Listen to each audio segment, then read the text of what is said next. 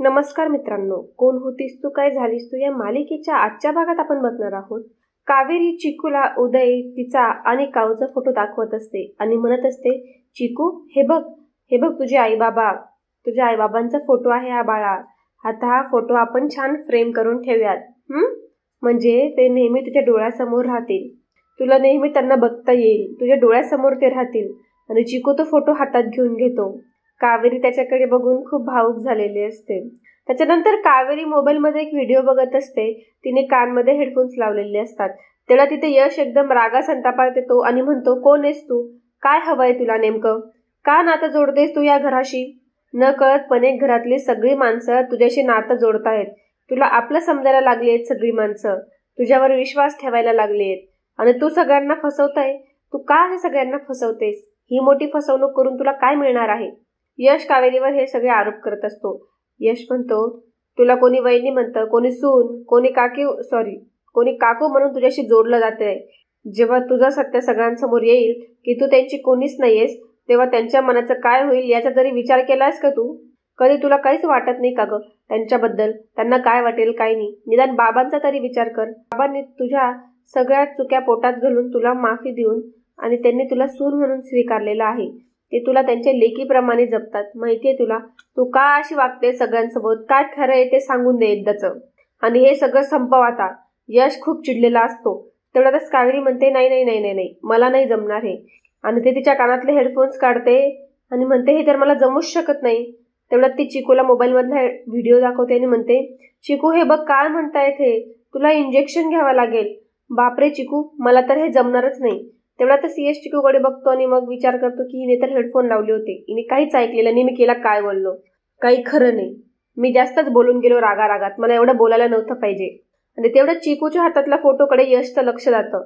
यश त्या फोटोकडे बघत असतो आणि म्हणतो, हा फोटो तर उदयदाचा आणि वहिनींचा फोटो आहे आणि हा इथे कसा आला.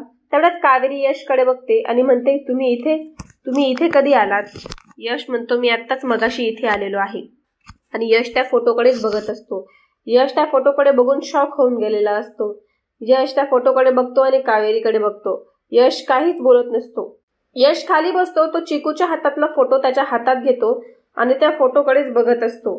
यशला तो फोटो बघून साफ समजून गेलेलं असतं की ही उदयदादाची बायको नाहीये, उदयदादाची बायको ही दुसरी आहे आणि ही दुसरीच कोणीतरी मुलगी आहे. यश मुद्दामून तिला विचारतो, या फोटोतली ही मुलगी कोण आहे. मग कावेरी त्याच्याकडे बघते आणि त्याला सगळं सांगत असते. आपल्या मनात म्हणत असते की धर्माधिकाऱ्यांची खरी सून आहे ती. कावेरी यशला सांगते, ही माझी बालपणीची मैत्रीण आहे. माझी लहानपणापासून खूप घट्ट मैत्री होती हिच्यासोबत. आम्ही दोघी एकमेकांचा जीव होतो. आम्ही दोघं एकमेकींसाठी काहीही करायला तयार असतो. तर यश कावेरीकडे बघून म्हणतो मनातल्या मनात की तर तू आहेस कावेरी वहिनीची बेस्ट फ्रेंड आणि तू तुझ्या मैत्रिणीसाठी इथे आलेली आहेस. यश त्या फोटोकडे बघत असतो आणि मग त्याला सगळं आठवत असतं की त्याला उदय म्हटलेला असतो. जेव्हा उदयने त्याला व्हिडिओ कॉल केलेला असतो आणि कावेरी तिथे असते चिकूला सांभाळत, तेव्हा उदय त्याला म्हणालेला असतो की 100 वर्ष आयुष्य आहे तुला. यश म्हणतो, काय झालं रे दादा. तेव्हा उदय म्हणत असतो की तुझ्याबद्दलच बोलत होतो आम्ही, तुझं लग्न ठरवत होतो. यश म्हणतो, दादा मुलगी जर सुंदर असेल ना तर अजिबात चान्स सोडू नको, पटकन लग्न जमवून टाक दादा, तू अजिबात चान्स नको सोडू. तेवढ्यातच कावेरी म्हणत असते, भाऊजी काय तुम्ही पण म्हणत असतात. तेवढ्यात यशने तिचा आवाज ऐकलेला असतो आणि यश म्हणालेला असतो, अरे वा दादा, आवाज तर फारच सुंदर आहे, नक्कीच मुलगी सुंदर असणार आहे. यश म्हणतो, अरे एकदा मला चेहरा तरी दाखव. तेवढ्यात उदय सांगतो की तिचं लग्न ठरलंय आता, तुझ्या काय नशिबात नाहीये हा आवाज. आणि जेव्हा यशला एक स्लोगन पाहिजे असतो तेव्हा कावेरी म्हणालेली असते, परंपरा वर्षानुवर्षाची, अस्सल चव आईच्या हाताची. तेवढ्यात यशला हा स्लोगन खूप आवडलेला असतं. यश म्हणालेला असतो, क्या बात आहे दादा, हे टॅगलाईन एकदम जबरदस्त आहे. कावेरीला दाखवत असतो पण कावेरीची तेव्हा यशकडे पाठच असते, ती यशला दिसत नसते. यश म्हणतो, चेहरा तरी दाखव तिचा. तेवढ्यातच उदय म्हणतो, अरे तिला थँक्यू तर म्हण तू. यशला एक इन्सिडेंट आठवत असतो की कावेरीला जेव्हा दाखवत असतो तेव्हा कावेरी त्याला दिसलेलीच नसते, कावेरीची त्याला पाठच दिसत असते. ती चिकूला सांभाळत असते. तेव्हा यश कावेरीकडे बघतो आणि म्हणतो, म्हणजे तू तीच आहेस जिच्याबद्दल उदय दादा मला सांगत होता. तू कावेरी वहिनींची एकदम बेस्ट फ्रेंड आहेस, तू कावेरी वहिनींचा एकदम जीवाचा तुकडा. मला आत्ता समजते की ती मुलगी तू आहेस असं. तो चिकू यशच्या हातातून फोटो घेऊन घेतो त्यानंतर कावेरी चिकूच्या हातातून तो फोटो घेते आणि त्या फोटोकडे बघत असते आणि म्हणते की माझी इच्छा आहे की चिकूने रोज त्याच्या आईबाबांचा चेहरा पाहावा आणि म्हणून मग मी ही फ्रेम करते. हा फोटो फ्रेम करून आमच्या रूममध्ये ठेवणार आहे. आणि यश तिच्याकडे बघून एकदम शॉक होऊन गेलेला असतो की ती हे सगळं बोलत असते. या सगळ्या गोष्टींवरून यशच्या मनातले सगळे गैरसमज दूर होऊन गेलेले असतात. जे काही यश तिच्याबद्दल विचार करत होता की ती फ्रॉड आहे, ती इथे सगळ्यांना फसवण्यासाठी आलेली आहे, त्या सगळ्या गोष्टी दूर झालेल्या असतात. कावेरी चिकूला मायेने जवळ घेते आणि त्याला सांभाळत असते. कावेरीला उदय आणि कावेरीची खूप आठवण येत असते. तिथे फोटो बघत असते आणि दोघेही भावूक झालेले असतात. यश म्हणतो, तू कोण आहेस हे आज कळलंय मला. आता तू इथे का आलीयस फक्त हे जाणून घ्यायचंय मला आणि ते लवकरात लवकर मी जाणून घेईल. कावेरी चिकूला पप्पी घेत असते आणि त्याला खूप सांभाळत असते. यशला खूप बरं वाटतं की ह्या मुलीच्या मनात मला वाटत होतं तसं काहीच नाहीये. मला वाटत होतं की ती आम्हाला फसवण्यासाठी आली आहे, ती फ्रॉड आली आहे, ती आमच्या प्रॉपर्टीसाठी आलेली आहे. पण मग असं काहीच नाहीये. हिचं मन खूप साफ आहे.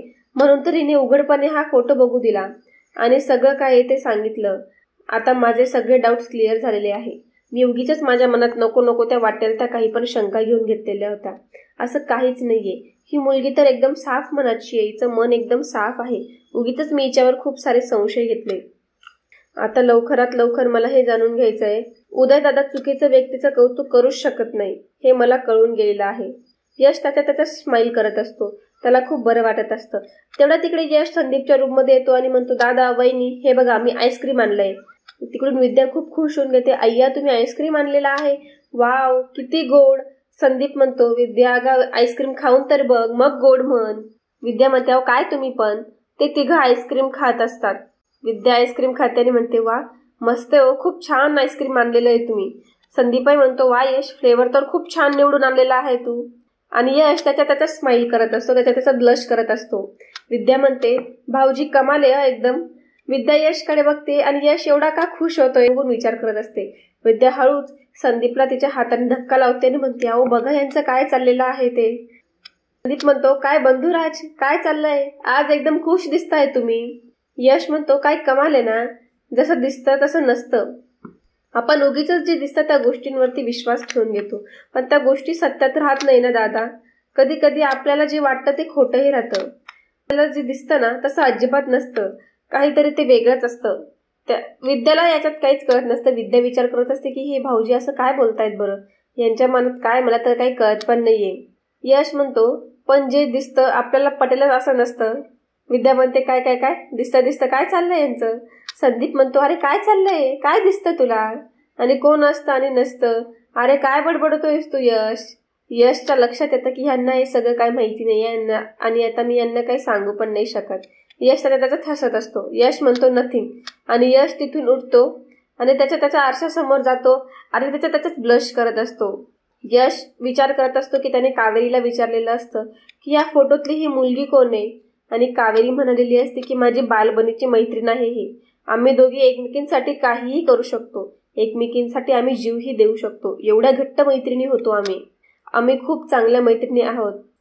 यश म्हणत असतो आरशाकडे बघून की लोक म्हणतात आरसा खरं बोलतो, तसंच आज कावेरी पण खरी बोललीये. किती चुकीचा विचार केला होता मी तिच्याबद्दल, किती डाऊट घेतला होता मी तिच्यावर, पण ती कोणत्याही चुकीच्या उद्देशाने या घरात नाहीये हे नक्की.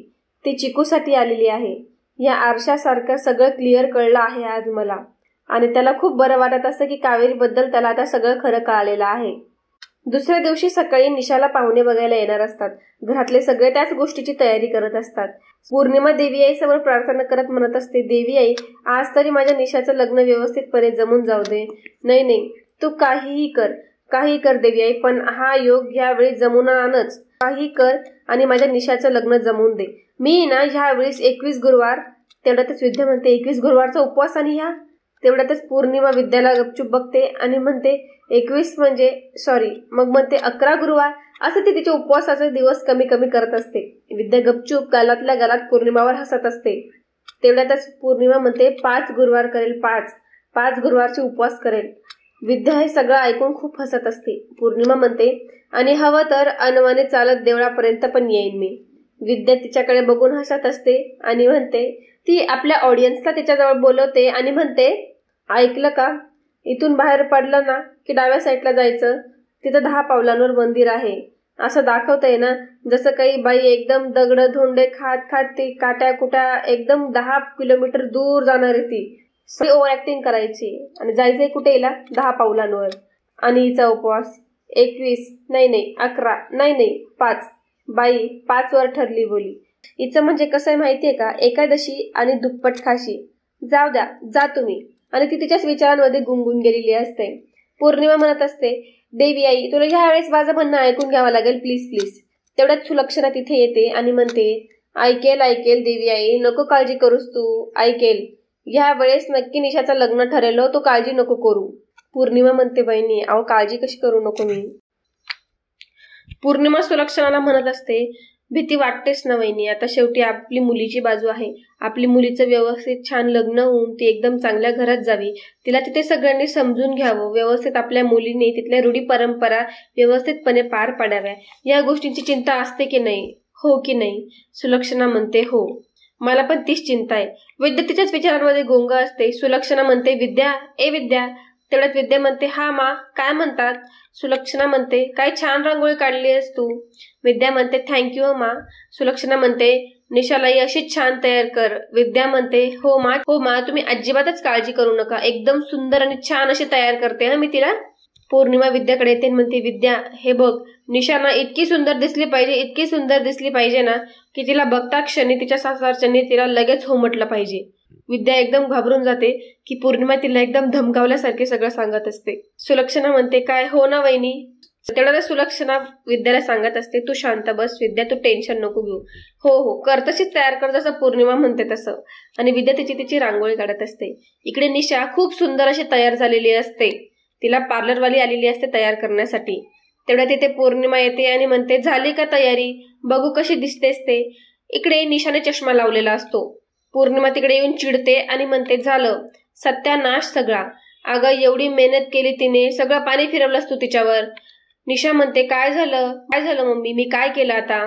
म्हणते, काय ग निशा, एवढा सुंदर मेकअप केलाय तिने आणि आता हा चष्मा तू कशाला घातलाय, तो घाणेरडा चष्मा काढा दे बरं तू, कसं दिसतंय ते, किती विचित्र दिसतंय. निशा म्हणते, अगं आई मला चष्मा नाही घातला तर दिसणार नाही काही. तेवढ्यातच पौर्णिमा म्हणते, अगं लग्न जुळायला हवंय की नाही तुला.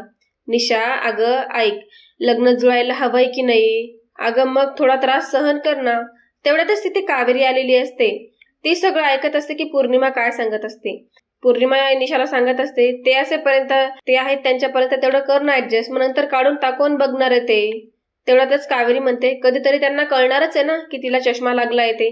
पौर्णिमा म्हणते, आली आता हिचं ज्ञान पाजायला. कावेरी म्हणते, लग्नानंतर त्यांच्या समोर जाताना सारखे लेन्स काढता घालता येणार नाहीत तिला, ती काय करणार आहे. पौर्णिमा म्हणते, आली उपदेशाचे डोस पाजणारी मुलगी आली. तुला विचारलंय का कोणी आम्हाला काय सांग काय नको. तुला कोणी काही विचारतंय का, तू कशाला शानपणा करते. काय ग ए, तुला काय करायचंय. काही ना हो, ती सांगितलंय का मध्ये बोलायला. तुला कोणी विचारलंय का काय करायचं ते. माझी मुलगी आहे ना ती, मग मी ठरवेल काय करायचं ते. आम्ही काय ते बघून घेऊ, आमच्यात तुला मध्ये बोलायचं काही गरज नाहीये. इकडे नाक खुपसत येऊ नकोस, समजलं. तुझ्या कामाशी काम ठेव, ते बघ गप्प बस आणि तुझं काम कर, आमच्यात पडू नको आणि जा. कावेरी म्हणते, मी तेच करते, मुलाकडचे आले तेच सांगायला आलीये. पौर्णिमा म्हणते, आलेत अगं बाई, मुलाकडचे आलेत. तेवढ्यातच पौर्णिमा म्हणते, अगं निशा तो चष्मा काढतो, तो चष्मा काढा दे आणि लेन्सेस लावूनच बाहेर ये, आणि चष्मा लावला तर माझ्याशी गाठ आहे, आणि हस जरा व्यवस्थित हस, कशी हसशील आणि हसून दाखव मला, आणि असा हसरा चेहरा मला हसून दाखव, असं खूप घाई गडबडीत ती असं निशाला सांगत असते. निशा मग तिला हसून दाखवते. पौर्णिमा म्हणते, हो अशीच हसत हसत बाहेर ये, अशी थोबाडा वाकडं करून जर तिथे आले तर माझ्याशी गाठ आहे, तू लक्षात ठेव. तेवढ्यातच ती पौर्णिमा सांगते, ए सोनल तू चल, तू मला जरासं पावडर आणि लिपस्टिक वगैरे लावून दे. ती पार्लरवाल्याला स्वतःची मेकअप करायला घेऊन जाते. ती म्हणते, मी पण सुंदर दिसले पाहिजे त्यांच्या समोर. कावेरी निशाकडे बघत असते. निशा खूप घाबरलेली असते. कावेरी बघत असते की ही एवढा काय विचार करते. सगळे पाहुणे तिथे आलेले असतात आणि बोलत असतात. ती मुलाची आई म्हणत असते, आणि म्हणून सुलक्षणाताई, जेव्हा आम्हाला दामिनीबाईंनी सांगितलं की तुमच्या पोतनीचं स्थळ आहे, तेव्हा मग आम्ही लगेचच मुलगी बघण्याचा कार्यक्रम ठरवलेला आहे. सुलक्षणा म्हणते, हो. पौर्णिमा म्हणते, हो म्हणजे तसं दामलेबाईंनी आम्हाला सगळं सांगितलं होतं.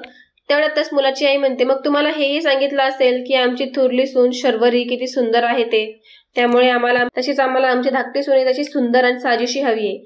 काय साहिल? तेवढ्यातच पौर्णिमाचे लाईट लागून जातात की सुंदर म्हणजे आता काय होईल बरं. इकडे निशा खूप घाबरत असते. निशा म्हणते, अगं कावेरी वहिनी, मला खरंच नाहीये सवय इतक्या मेकअपची. निशा म्हणते, मला नाही आवडत इतका मेकअप, आणि चष्म्याशिवाय तर मला काहीच नाही दिसणार, मला काहीच नाही करता येणार. मी काय करू? माझ्या आईला हे समजत का नाहीये? कावेरी निशाची अवस्था बघत असते. कावेरीला निशाची खूप दया येत असते. निशा म्हणते, तुला जे वाटतंय ना ते तू कर. तुला चष्मा लावायचा आहे ना? निशा म्हणते, हो. निशा म्हणते, मग लाव. तुला जर लावायचंय तर लाव. Be your self. निशा म्हणते, मी खरंच लावू का चष्मा? कावेरी म्हणते, हो, तू चष्मा लाव आणि जा, असं कावेरी सांगत असते. आणि निशा सगळ्यांना जेव्हा बघायला चहा घेऊन येते तेव्हा तिने चष्मा लावलेला असतो. जेव्हा पौर्णिमा तिच्याकडे बघते की ही चष्मा लावून आलेली आहे तेव्हा पौर्णिमाचं खूप डोसकं फिरून गेलेलं असतं. पौर्णिमाला खूप संताप झालेला असतो. मुलगा जेव्हा निशाकडे बघतो तर तिने खूप मोठा चष्मा लावलेला असतो. तर मुलाच्या आईलाही ते आवडलेलं नसतं आणि मुलाच्या बापालाही ते आवडलेलं नसतं. ते तिचा चष्मा बघून एकदम शॉक होऊन गेलेले असतात. त्यांना एकदम सुंदर अशी मुलगी पाहिजे असते आणि निशा तिथे चष्मा लावून आलेली असते. पौर्णिमा मनातल्या मनात म्हणते, हिला मी बजावून सांगितलं होतं चष्मा घालायचा नाही, लेन्सेस घालून बाहेर आहे म्हणून, तरीही ऐकलं नाही हिने माझं. हा सगळा ह्या कावेरीचा आगाऊपणा असणार आहे. निशा सगळ्यांना चहा द्यायला जाते. निशा आधी मुलांना चहा देते. तो मुलगा जेव्हा चहा घेत असतो तेव्हा तो निशाकडे बघत असतो आणि तो तिच्या चष्म्याकडेच बघत असतो. त्यांना खरं तर तिचा चष्मा बघून आवडलेलंच नसतं. मुलाच्या आईला आणि मुलाच्या बापालाही निशा आवडलेली नसते. सुलक्षणाच्या ते लक्षात येत असतं की त्यांचे तोंड पाहून त्यांना निशा आवडलेली नाहीये असं. सुलक्षणा म्हणते, निशा बस. तेवढ्यातच पौर्णिमा सगळ्यांना ओळख करून देते की ही माझी मुलगी आहे निशा, किती सुंदर दिसते ना एकदम. तेवढ्यात तिथे विद्या आणि यमुनाही येतात. त्याही त्यांना नमस्कार करतात. पौर्णिमा तिच्या कानात म्हणते, तुला सांगितलं होतं ना, मी बजावून सांगितलं होतं ना की चष्मा घालायचा नाही म्हणून, तरी तू काय चष्मा लावून आलीस निशा?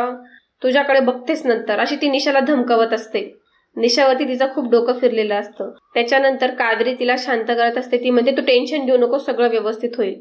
पौर्णिमा म्हणते, विनाताई मी काय म्हणते, मी काही सुचवू का थोडं?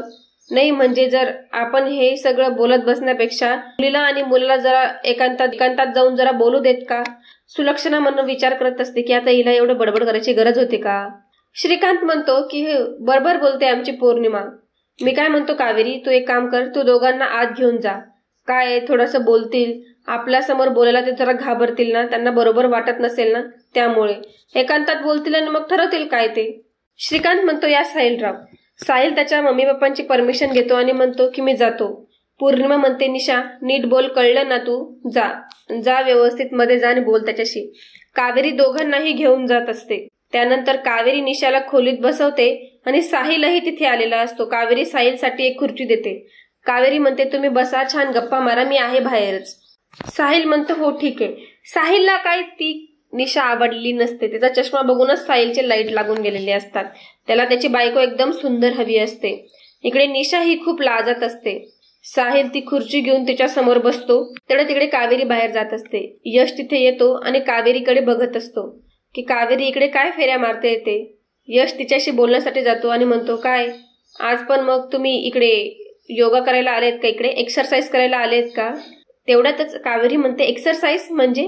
यश म्हणतो, कॉरिडॉरमध्ये एक्सरसाइज करायला आवडतं ना तुम्हाला, त्याच्यासाठी तुम्ही इथे आलायत का असं. आणि यश एकदम तिला एक्सरसाइज करून दाखवत असतो आणि कावेरी घाबरून खालीच बसून घेते. यश मुद्दामून हे सगळं करत असतं.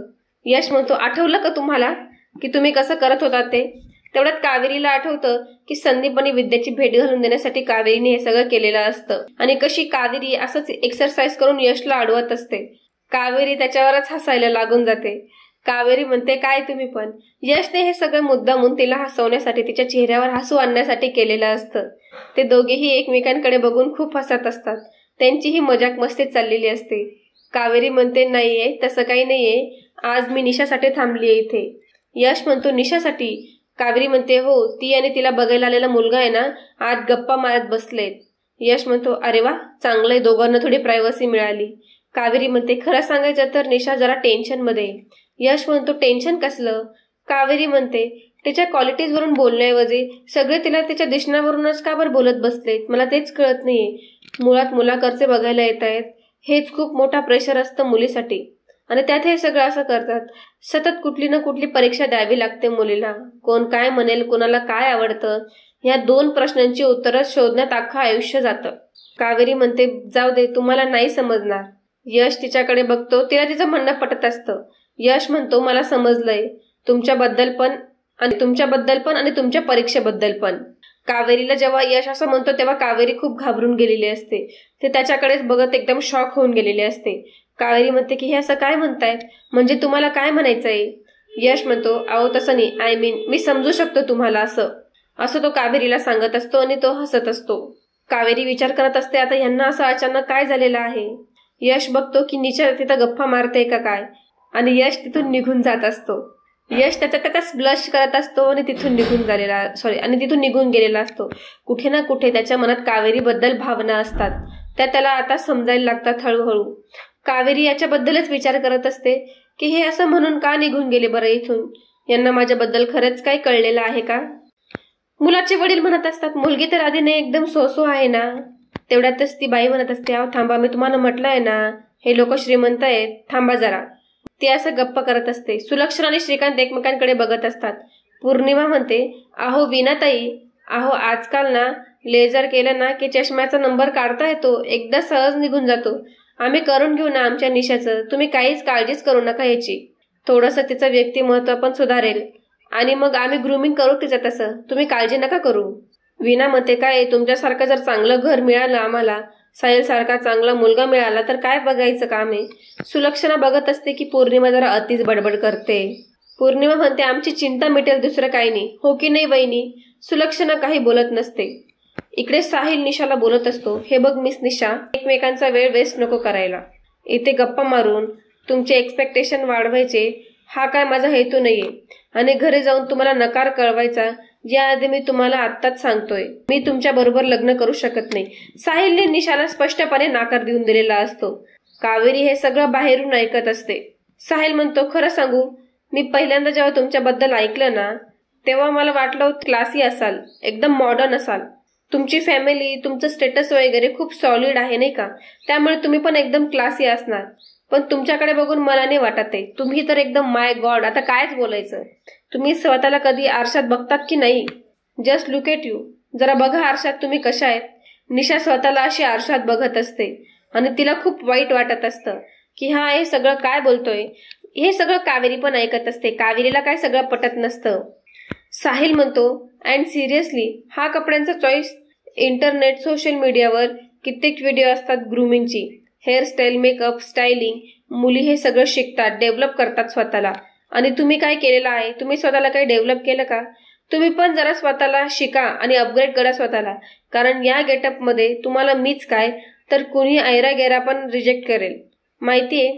आणि माझ्या फील्डमध्ये मी रोज मोठ्या लोकांबरोबर उठतो बसतो, रोज मोठ्या लोकांबरोबर फिरतो, आणि माझ्या बरोबर असलेली मुलगी मला देखणी आणि एकदम डॅशिंग पाहिजे आहे, आणि माझ्या स्टँडर्डची हवी आहे. अशी मुलगी मला नकोय तुमच्यासारखी. तर कोण होतीस तू, काय झालीस तू, या मालिकेचा आजचा भाग इथेच संपतो.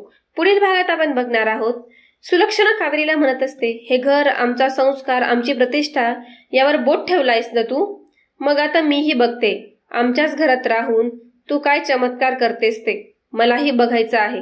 आणि ही नुसती तुझी परीक्षाच नाहीये, ही तुझी अग्निपरीक्षा आहे असं समज.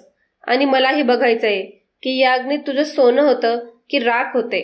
तर बघूच. मित्रांनो, कोण होतीस तू, काय झालीस तू या मालिकेच्या नवनवीन अपडेटसाठी आपल्या चॅनलला लाईक करा, शेअर करा आणि सबस्क्राईब करा. धन्यवाद.